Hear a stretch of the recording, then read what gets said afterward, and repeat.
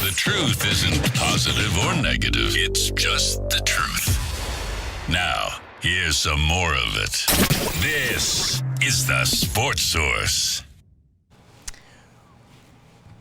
Welcome back into the Sports Source. Mark Pankratz will be bringing the truth here in a second. This segment brought to you by Madisonville Marine. 2020 is here, though apparently I still think it's 2018. But 2020 is here. Boat shows are around the corner, and Madisonville Marine remains the #1 stop anyone in the market for a boat needs to make. They'll help you find the right boat for your needs at the very right price, and those guys do a tremendous job of customer service. There's a reason they've been in business for more than 40 years. Down in Madisonville, people drive from all over East Tennessee to keep going back.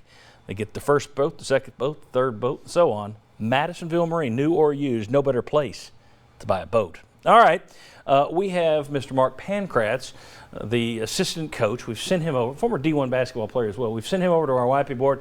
And Mark, going to step us through, well, you explain it. Tell us what you're going to show here.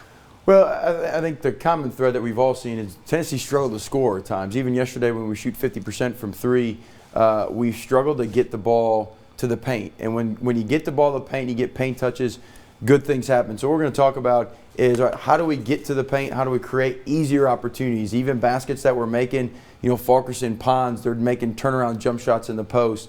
We're making tough threes. When they go in, we win games, or we're in it. When they're not, we struggle like we did versus Wisconsin. So what you see here is the initials are each of the players. So we've got Vescovi at the point guard, bringing the ball up the floor.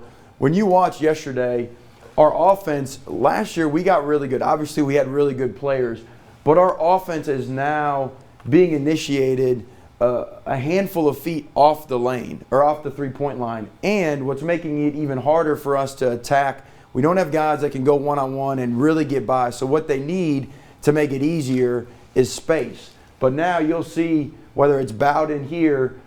In the past, we wanted him to get all the way down closer to the corner because now that brings X, the guy guarding Bowden, down here further. So now you've got more space. Also, we've got Pons who's hugging up here, which is bringing X closer. So Pons has got to step to give Vescovi more space, more room to go penetrate. In addition to that, we've always talked, and granted, again, Grant Williams, Kyle Alexander, Schofield were great at it, but in years past, you used to see our bigs run down the middle, put their head under the rim. Now you'll see Fulkerson kind of floating in this area, which now is bringing his defender, higher here. So now you've got 4 defenders that are really tied in to where the ball's at. Plus, Josiah James not shooting the ball great, so X is all the way over, knowing that he doesn't have to close out hard on a shooter. So you got 5 guys really tight there in the paint, making it hard for us to attack. So what I would love to see is our guys get deeper in this corner. Josiah get deeper in this corner. Fulkerson deeper here. And then as we have ball reversals, what we got to do is we've got to attack the ball reversal. We got to attack as this ball, if it gets skipped to Josiah, this guy's closing out. We've got to attack him off balance and attack the pressure. In addition to that, what we see a lot here is when we're struggling offensively, our normal instinct, this is any player with any team, they get to stand. Well, what we need to do is we got to have these guys moving on the back end, because what happens is when the offside guys move, what does their defense do? Their defense is also moving, which then frees up a lane for Josiah to drive it.